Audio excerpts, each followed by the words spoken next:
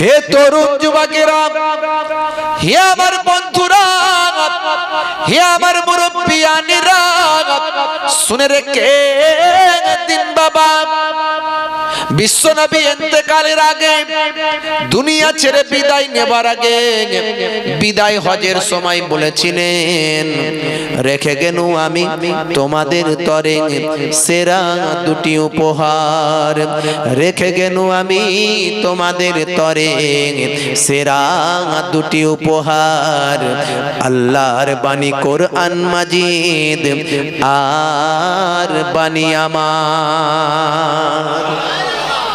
এই দুটো জিনিসকে যদি তোমরা আঁকড়ে ধরো, তোমরা বিপদগামী হবে না, তোমরা সিস্টেমে থাকবে, তোমরা একটা গণ্ডির মধ্যে থাকবে। হে তরুণ যুবকেরা, হে আমার বন্ধুরা, হে আমার মুরব্বিয়ানিরা, শুনে রেখে দিন বাবা, আমার আল্লাহ আদম নবীকে, পৃথিবীর আদি পিতাকে, যাকে আব্রাহাম রিলিজিয়াসে অ্যাডাম বলা হয়, হে তরুণ যুবকেরা, হে আমার বন্ধুরা, শুনে রেখে দিন বাবা, আদম নবীকে পৃথিবীর জমিনে পাঠানোর আগে আমার আল্লাহ তাআলা মালাইকা ফারিস্তাদের নিয়ে আলোচনা মাসওয়ারায় বসেছিলেন, আলোচনায় বসেছিলেন। মালাইকা ফারিস্তাদের বলেছিলেন, আমি আকাশ সাজিয়ে ফেলেছি, আমি এবার ফারিস্তাদের সাজিয়ে নিয়েছি, এবার পৃথিবীর জমিনে আমি মানুষ পাঠাতে চাই, আমার প্রতিনিধি পাঠাতে চাই, যে পৃথিবীর জমিনে গিয়ে আমার ইবাদত, আমার উপাসনা, আমার নিয়ম, আমার কথাবার্তা, আমার রুলস, সেগুলোকে ফলো করবেন, আমার কৃতজ্ঞতা স্বীকার করবেন, আর আমার কৃতজ্ঞতা স্বীকার করে আবার আমার কাছে ফিরে আসবে। আমার আল্লাহ ফারিস্তাদের বলেছিলেন, হে ফারিস্তারা শুনে রেখে দাও, আমি তোমাদের মাঝখানে শোনাতে চাই, ওই আদম নবীকে পাঠাতে চাই, পৃথিবীতে আমি মানুষ প্রতিনিধি পাঠাতে চাই। আমার আল্লাহ সেটা কোরআন মাজিদের মধ্যে উল্লেখ করলেন। কোরআন মাজিদে আল্লাহ বললেন, ওয়াইজ ক্বালা রাব্বুকা লিল মালাইকাতি ইন্নী জাইলুন ফিল আরদি খলিফা ক্বালু আতাজআলু ফিহা মাই ইউফসিদু ফিহা ওয়া ইউসফিকুদ দিমা ওয়া নাহনু নুসাব্বিহু বিহামদিকা ওয়া নুকদ্দিসু লাক ক্বালা ইন্নী আ'লামু মা লা তা'লামুন।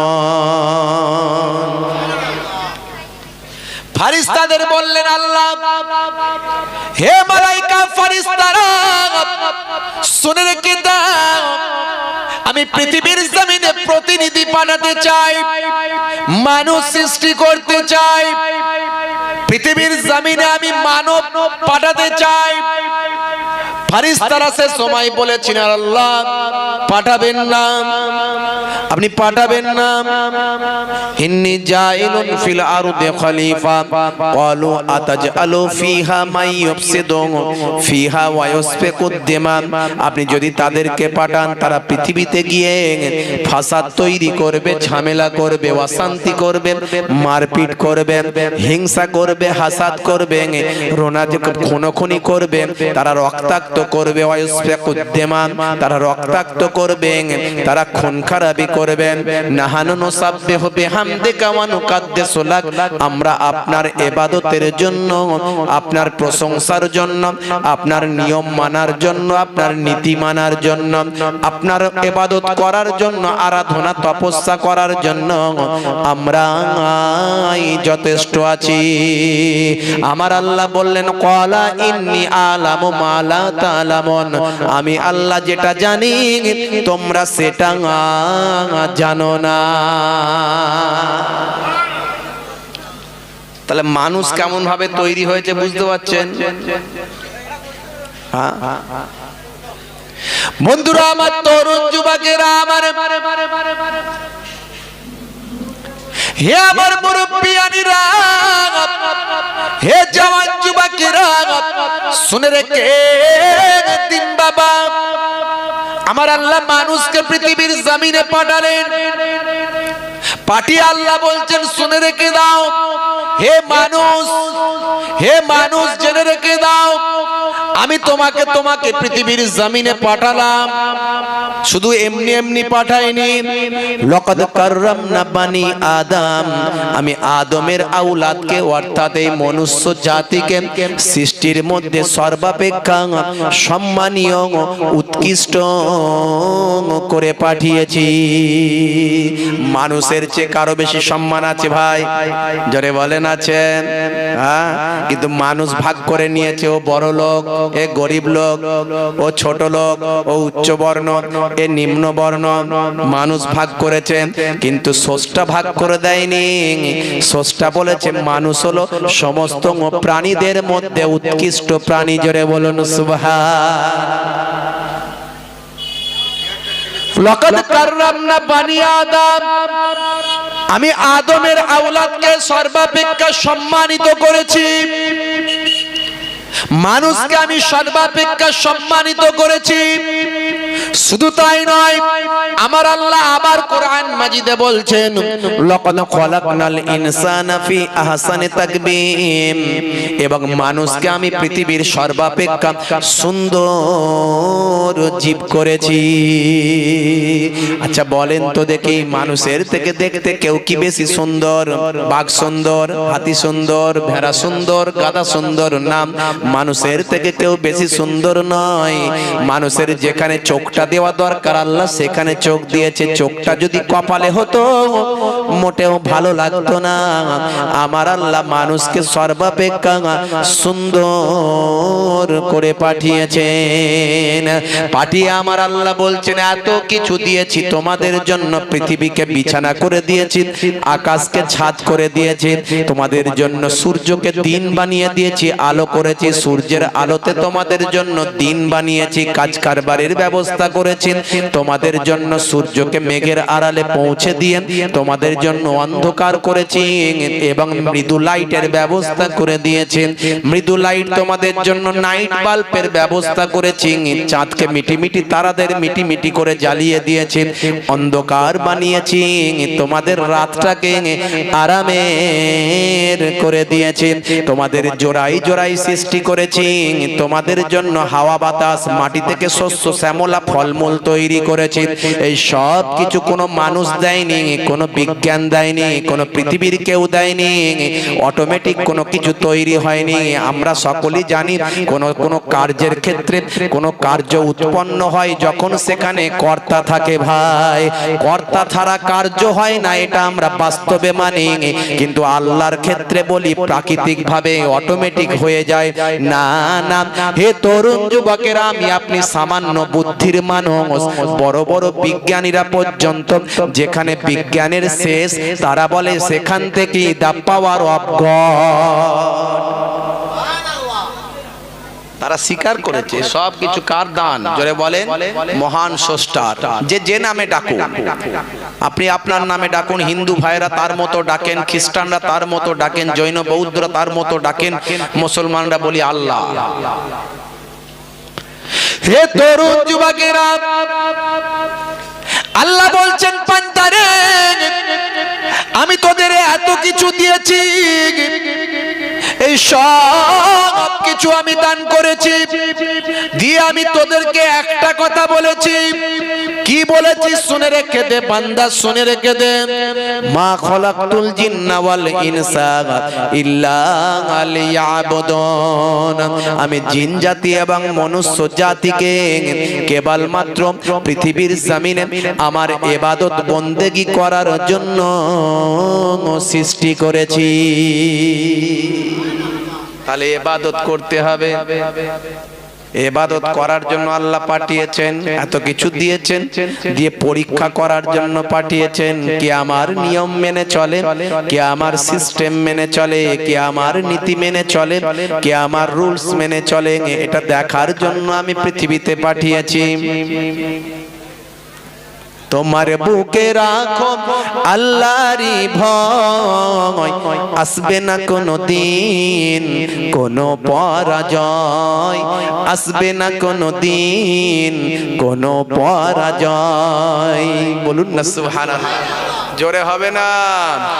হারাম হালাল জেনে সরল সত্য মেনে নিষিদ্ধ সব ছেড়ে উঠুক জীবন বেড়ে যাবে তুমি জান্নাতে যা ছিল স্বপ্ন তোমার তোমার বুকে রাখো আল্লাহরই ভয় আসবে না কোনো দিন কোনো পরাজয় আসবে না কোনো দিন কোনো পরাজয়।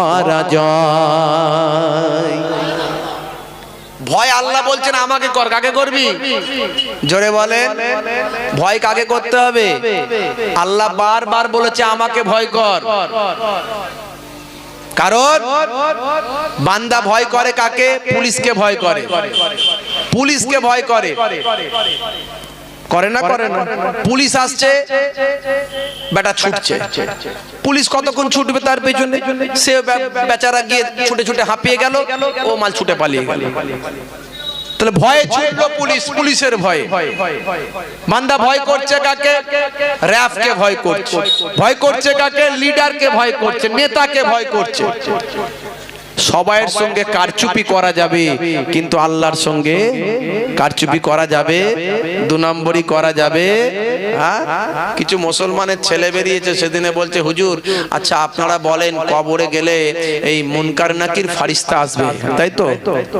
হ্যাঁ, তারা এসে জিজ্ঞাসা করবে মান রব্বুকা ওয়া মা দীনুকা ওয়া মান নাবিয়ুকা, প্রশ্ন করবে। হ্যাঁ, তো তারা তো সব নতুন কবরে আসবে, তাই তো নাকি? হ্যাঁ, নতুন কবরে। তাহলে যদি এরকম হয়, যদি মরার আগে বলে দিই যে পুরানো বাঁশ কঞ্চি যা পাবি বাবা সেগুলো নিয়ে কবর দিস, যত পুরানো পুরানো বাঁশ কঞ্চি যা আছে এগুলো নিয়ে কবরটা দিস, তাহলে মুনকার নাকির ফারিস্তা যখন ঢুকবে দেখবে তো মাল সব তো পুরানো কবর, এ তো আগের কবর, তখন বলবো কভার করে উত্তর দেবো। হবে? ফাঁকিবাজি চলবে, দু নম্বরই চলবে। মুনকার নাকির ফারিস্তা যখন জিজ্ঞাসা করবে দুনিয়াতে এত ঘুষ ঘাস মেরে এত লাইন ঠিক করে রেখেছে, মনে মনে করছে কবরে গেলেও তখন বাঁ হাতের একটু খেল খেলা যাবে খুনি দেখি, তখন জিজ্ঞাসা করবে মান রব্বুকা, বলে এই নাও ৫,০০০ টাকা, ওমা দীনুকা বলে এই নাও ১০,০০০ টাকা। হবে? হবে না। কোন রকম ভাওতাবাজি চলবে না।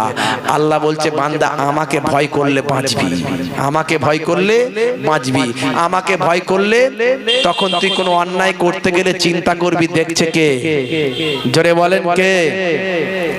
হে তরুণ যুবকেরা, হে আমার বন্ধুরা, হে আমার মুরব্বিয়ানিরা, শুনে রেখে দিন বাবা, মিডিয়ার যেমন রিপোর্টার থাকে, পেপার পত্রিকার যেমন রিপোর্টার থাকে, রিপোর্টাররা বিভিন্ন জায়গায় যায়, খবরটা সংগ্রহ করে রিপোর্টিং করে দেয়।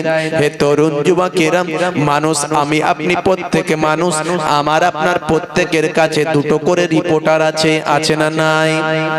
কোথায় আছে ভাই? বলেন কোথায় আছে? জোরে বলেন। কাঁধে আছে, তাই তো নাকি? আপনারা সবই জানেন। কি নাম ভাই? বলেন, ভুলে গেছেন? কেরামান কাতিবিন। দুই ফারিস্তা কাঁধে বসে বসে সিসি ক্যামেরা রেডি করে রেখেছেন, কোটি কোটি জিবির চিপ সেখানে লাগানো আছে। যে কোনো মুহূর্তে যে কোনো ভালো কাজ মন্দ কাজ যা তুমি করবে সবই তোমার কাঁধে লিপিবদ্ধ হবে। ভালো আর মন্দ যাই করবে লেখা হবে। ওরে বান্দা, কে দেখলো কে না দেখলো দেখার দরকার নাই, তোদের কাঁধেতে সিসি ক্যামেরায় লিপিবদ্ধ হয়। হে তরুণ যুবকেরা, এরই জন্য আল্লাহ বলছেন বান্দারে তোরা আমাকে ভয় কর। ভয় করবে কাকে? জোরে বলেন কাকে? সবচেয়ে বড় সবচেয়ে বেশি ভয় করবেন কাকে? জোরে বলেন, আওয়াজ দিয়ে বলেন, কাকে ভয় করবেন? সত্যি বলছেন তো? ভয় যদি আল্লাহকে করেন বান্দা শুনে রেখে দেন, আল্লাহ বলছেন তোরা যদি আমাকে ভয় করিস, তোরা যদি আমার নির্দেশটা মেনে চলিস, ইন্নাল্লাযীনা আমানু ওয়া আমিলুস সালিহাত কানাত লাহুম জান্নাতুল ফিরদাউসি নুজুলা। ওই সমস্ত আমার বান্দা বান্দীদের জন্য যারা ঈমানটা এনেছেন, সেই মতো সঠিক আমলটা করেছেন, সঠিক পথে চলেছেন, তাদের জন্য আমি আল্লাহ আমার দয়ার জান্নাত জান্নাত জান্নাতুল ফেরদাউস দান করে দিলাম। ভাইরা আমার, তরুণ যুবকেরা আমার, হে আমার মুরব্বিয়ানিরা, শুনে রেখে দিন বাবা। এখন দেখুন তো বাবা, আল্লাহ যদি সঠিক হয়, আল্লাহ যদি থেকে থাকেন, আল্লাহ যদি সঠিক হন, হে তরুণ যুবকেরা, তাহলে আল্লাহর নির্দেশনাও সঠিক হবে। কথা ঠিক না বল? আল্লাহর মহা নির্দেশনা হলো, লাস্ট নির্দেশনা হলো, আপনারা শুনেছেন বাবা, ঈসা নবীর সময় ইনজিল দিয়েছিলেন, মুসা নবীর সময় তাওরাত দিয়েছিলেন, ভাই আমার দাউদ নবীর সময় জাবুর দিয়েছিলেন, আর আপনারা আমার নবীর সময় আমার আল্লাহ লাস্ট নির্দেশনা দিলেন কোরআন মাজিদ। তবে কোরআন মাজিদ শুধু মুসলমানদের জন্য নয়, এই ভুলটা আপনি ভাববেন না। কোরআন মাজিদ এসেছে শুধু মুসলমানদের জন্য, না না না, কোরআন মাজিদ এসেছে সারা বিশ্বের মানুষের জন্য। আর নবীও এসেছে শুধু মুসলমানদের নয়। নবী শুধু মুসলমানদের না, ওয়ামা আরসালনাকা ইল্লা রাহমাতাল লিল, জোরে বলেন, আলামিন। আলামিন মানে সারা আলম, কুল কায়নাত। মুসলিমিন বলা হয় না, আলামিন বলা হয়েছে। মুসলিমিন মানে মুসলমানদের, আলামিন মানে সারা কুল কায়নাতের। নবী সারা কুল কায়নাতের জন্য এসেছে। এখন নবী যদি প্রফেট হন, মুহাম্মদ সাল্লাল্লাহু আলাইহি ওয়াসাল্লাম যদি শেষ পয়গম্বর হয়ে থাকেন, তাহলে তিনি যা বলবেন সেটা সঠিক বলবেন। কথা ঠিক না ভুল? কোরআন মাজিদ যদি পৃথিবীর শেষ আল্লাহ কর্তৃক প্রদত্ত গ্রন্থ হয়, তাহলে সেই গ্রন্থে যা থাকবে সঠিক থাকবে। কথা ঠিক না ভুল? সেখানে কোনো ভেজাল থাকবে না, মিথ্যা থাকবে না, অশ্লীলতা থাকবে না, কোনো অবৈজ্ঞানিক থাকবে না, অসামাজিক থাকবে না, অবাস্তব কথাবার্তা থাকবে না। কথা ঠিক না ভুল? কথা ঠিক না ভুল? জোরে বলেন। আল্লাহ যদি সঠিক হয়, তার গ্রন্থ কি ভুল হবে নাকি?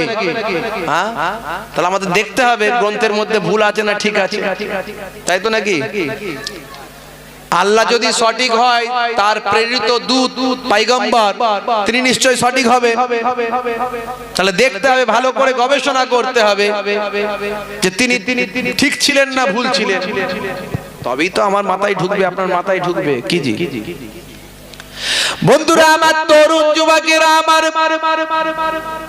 হে আমার মুরব্বিয়ানিরা, হে আমার বন্ধুরা, আমার আল্লাহ কোরআন মাজিদের প্রথমেই বলছেন যালিকাল কিতাব, এটা হলো সেই কিতাব লা রাইবা ফি, যাতে কোনো সন্দেহ নাই, হুদাল লিল মুত্তাকিন, এটা মুত্তাকি বান্দা, তাকওয়াওয়ালা, যারা গবেষণা করে, যারা চিন্তা করে, যারা ভাবনা করেন, যারা নিয়ম নীতি মেনে চলেন, এই সমস্ত নিয়ম নীতি মেনে চলা, গবেষণা করা, তাকওয়াওয়ালা বা আমার নীতি নির্দেশনা মেনে চলা, নীতি নৈতিকতা মেনে চলা, ওই সমস্ত মানুষগুলোকে হেদায়েত প্রাপ্ত করবে, মানে সঠিক পথে এর দিশা এই গ্রন্থ তাদের দেখাবে।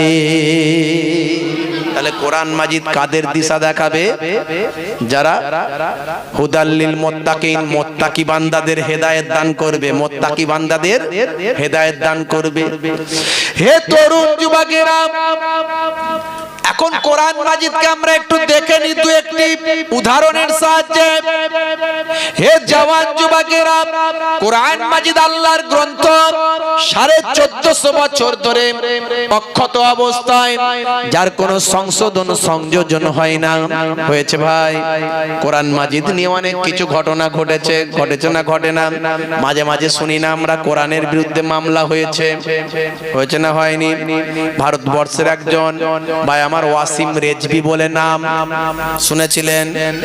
ওয়াসিম রেজভি কোরআনের 26টা আয়াত তিনি বুঝতে পারেননি। ওয়াসিম রেজভিকে বিচারপতি বলেছিলেন, হে ওয়াসিম রেজভি, আপনি যে গ্রন্থের বিরুদ্ধে মামলা করেছেন সেই গ্রন্থের যে কোশ্চেনগুলো আপনার হৃদয়ে তৈরি হয়েছে ওই লাইনগুলো সম্পর্কে আগে পরে যদি একটু ভালো করে পড়েন তাহলে আপনি অ্যানসার পেয়ে যাবেন। ধরুন মনে করুন একটা লাইনের কথা বলি, কোরআন মাজিদে বলা হয়েছে একটা লাইনে, তুমি কাফেরদের হত্যা করো। কাফের কারা? ভুল ব্যাখ্যা করবেন না। কোন হিন্দু ভাইকে কাফের বলছি না, কোন খ্রিস্টানকে বলছি না, কোন মুসলমানকে বলছি না। ভাই আমার যারা আল্লাহকে বিশ্বাস করেন না, আমার হিন্দু ভাইরাও মহান স্রষ্টায় বিশ্বাসী, তারাও ভাই আমার তারাও ঈশ্বরে বিশ্বাস করে, জৈনরা বিশ্বাস করে, বৌদ্ধরা বিশ্বাস করে। অর্থাৎ এগুলো মিডিয়া মানুষকে ভুল বুঝিয়ে ধর্মের মধ্যে বিভেদ তৈরি করায়। এটা মিডিয়ার চক্রান্ত, এটা ভোটের রাজনীতি। এই যে জিহাদ, জিহাদকে অপব্যাখ্যা করে, জিহাদ নিয়ে অপব্যাখ্যা করে হিন্দু মুসলমানের মধ্যে বিদ্বেষ তৈরি করায়। আপনার পকেটে আছে গুগল, এই গুগলে গিয়ে একবার লিখুন জিহাদ শব্দের অর্থ কি। এটা জিহাদ শব্দটা হলো আরবি শব্দ।